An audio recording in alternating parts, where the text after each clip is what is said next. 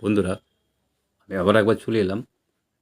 আমি একটা ভিডিও বানিয়েছিলাম, যার নাম রেখেছি ভুল মন্তব্যের জন্য আমার এই ভিডিও। তো ওনার দেখে, মানে যে ইউটিউবারের নাম করেছিলাম ওই ভিডিওতে, সেই ইউটিউবারের ভিডিও ফলো করে কোনো এক দাদা ভাই এই সার্কিটটা তৈরি করেছে। তো এইখানের পিএফ 1, 2, 3, 4, 5টা, এই 5টা পিএফের ভ্যালু কিন্তু এক।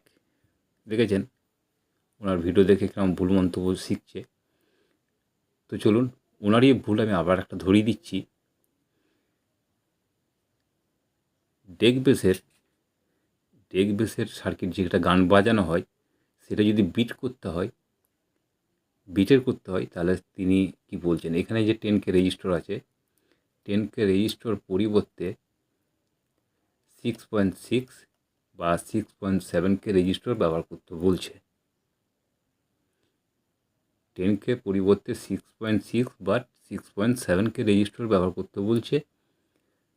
আপনাদের অভিজ্ঞতা কতটা আছে জানি না, আমি আমার অভিজ্ঞতা দিয়ে বলছি 6.6 বা 6.7K রেজিস্টর মার্কেটে নেই, কোনো দিন ছিল না, আর কোনো দিন হবে বলে আমার মনে হয় না।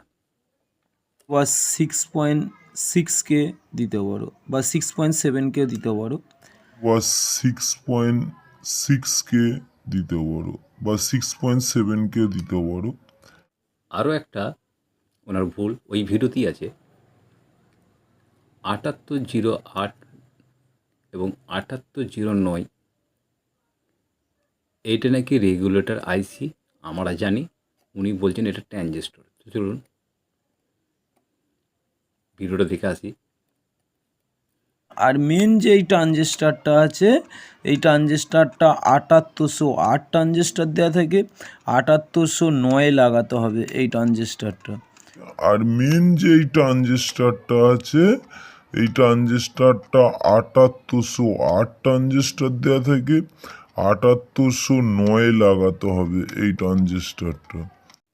দেখেছেন, এই রেগুলেটর আইসিকে ট্রানজিস্টর বলছে।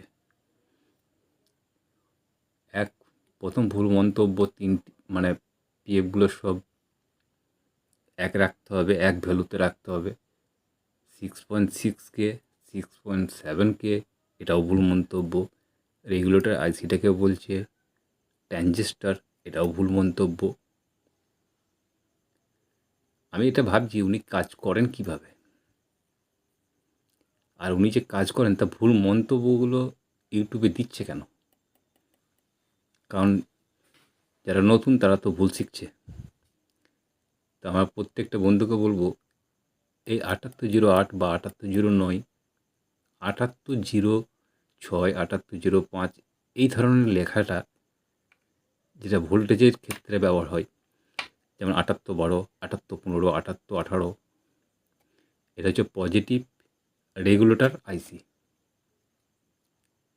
ঠিক আছে, যদি এটা আমি ভুল মন্তব্য করে থাকি প্রমাণ করিয়ে দিবেন, গুগলে সার্চ করবেন। যদি প্রমাণ করে দিতে পারেন এটা ট্রানজিস্টার, তাহলে আমি ডেকবেসের কাজ করা ছেড়ে দেবো লাইফ টাইমের জন্য। উনি কতদিন কাজ করেছেন জানি না, ওনার বেসিকটা কোথা থেকে নেওয়া আছে আমি ঠিক জানি না।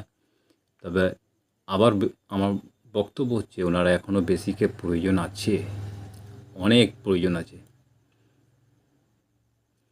যদি এটা আমি 9 ভোল্টের সার্কিট করি, এই সার্কিটটা যদি আমি 9 ভোল্টের করি, 8 ভোল্টের করি, 6 ভোল্টের করি, বা 12 ভোল্টের করি, বা 15 ভোল্টের করি, যাই করি না কেন, এখানে যদি আমি 25 ভোল্টের পিএফ ব্যবহার করি, 25 ভোল্ট, 16 ভোল্ট বা 50 ভোল্ট, আমার কোনো অসুবিধা নেই, যেহেতু এটা সার্কিটটা আমি 9 ভোল্ট ব্যবহার করছি। 16 ভোল্টের পিএফ, এখানে 16 ভোল্টের পিএফ, তাহলে আমার কোনো অসুবিধা নেই। 25 ভোল্ট বা 50 ভোল্ট, 100 ভোল্ট, কোনো অসুবিধা নেই। উনি বলছেন এখানে মাস্ট। আগে ভিডিওতে আমি বলেছিলাম যে এই পিএফটা বড় হওয়াটা খুব প্রয়োজন। সব ভুলভাল মন্তব্য। আপনারা ভুল শিখছেন এবং সেখান থেকে সরে আসুন। না হলে আপনারা ভুল মন্তব্য শিখবেন। আরও অনেক ইউটিউবার আছে, তারা কাজ শেখাচ্ছে, খুব ভালো কাজ শেখাচ্ছে, সেগুলোকে ফলো করবেন। 820 ডেকবেসটা আমি পরবর্তী ভিডিওতে আমি খুলে দেবো একদম, ঠিক আছে? আপনারা ফলো করবেন। আশা করছি টোটালটা আমি খুলে দেবো। ফার্স্ট ট্রানজেস্টটা বেশি 1 MFD জায়গায় 3.3 MFD বা 4.7 MFD দিয়ে কীভাবে ডেকবেস তৈরি করতে হয়, ওই ইউটিউবারকে জিজ্ঞেস করলে আমার মনে হয় পারবে না। তাকে তাকে চুল গজিয়ে যাবে। এখানে 4.7 দিয়ে ডেক তৈরি করতে বললে তাকে চুল গজিয়ে যাবে, এবং কী রেজাল্ট আসবে সেটাও ধারণা নেই, সেই ধারণাটাও ওনার নেই। আর এখানে 1 MFD ক্যাপাসিটার দিয়ে মানে ইনপুট, ফার্স্ট ট্রানজিস্টারে বেশি ইনপুট এবং সেকেন্ড ট্রানজিস্টার কালেক্টরে আউটপুট, যদি 1 MFD ক্যাপাসিটার থাকে তাহলে কীভাবে বেস বাড়াতে হয়, এবং 1 MFD থাকলে তার কোয়ালিটি কেমন হয়, 2.2 থাকলে তার কোয়ালিটি কেমন হয়, 3.3 থাকলে তার কোয়ালিটি কেমন হয়, 4.7 থাকলে তার কোয়ালিটি কেমন হয়, এটা বোঝার বিষয় আছে অনেকটা। তো খানিকটা হলেও আমি পরবর্তী ভিডিওতে আমি এটাকে টোটাল খুলে দেওয়ার চেষ্টা করব।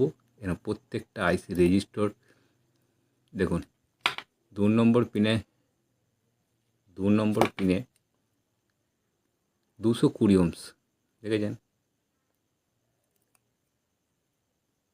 এই দেখুন 220 ওহমস, 100 MFD ক্যাপাসিটার সাথে 220 ওহমস। কোথায় ভুলটা শিখে আছে? এইখানে রেজিস্টারের ভ্যালু 150 ওহমস অনেকে ব্যবহার করে, তো এটা এবার থেকে আপনারা ব্যবহার করবেন 100 ওহমস। এখানে 100 ওহমস, এইখানে ব্যবহার করবেন 100 ওহমস, যেটা 47 বা 56 ওহমস অনেকে ব্যবহার করে। তো এটা এবার থেকে 100 ওহমস ব্যবহার করবেন, ঠিক আছে? কোয়ালিটিটা একটু দেখে নেবেন। এখানে যে দুখানা ক্যাপাসিটার থাকে, এই দুটোই 47 MFD মেরে দেবেন, দুটোই 47 MFD ফিক্সড, ওকে আর নড়াচড়া করতে হবে না। চোঙের ক্ষেত্রে, বক্সের ক্ষেত্রে সবসময় এটা 47 MFD দুটোই। এখানে যে 2 নম্বর পিনে 100 MFD আছে, এটা বক্সের জন্য 100 MFD ব্যবহার করবেন, আর চোঙের ক্ষেত্রে এটা 47 বা 33 MFD ব্যবহার করবেন। রেজাল্ট দেখে নেবেন, 47 বা 33 হলে সব থেকে ভালো, 47টা খারাপ না, এটা চেঞ্জ করবে। তো পরবর্তী ভিডিওতে আমি গোটাটাই খুলে দেবো।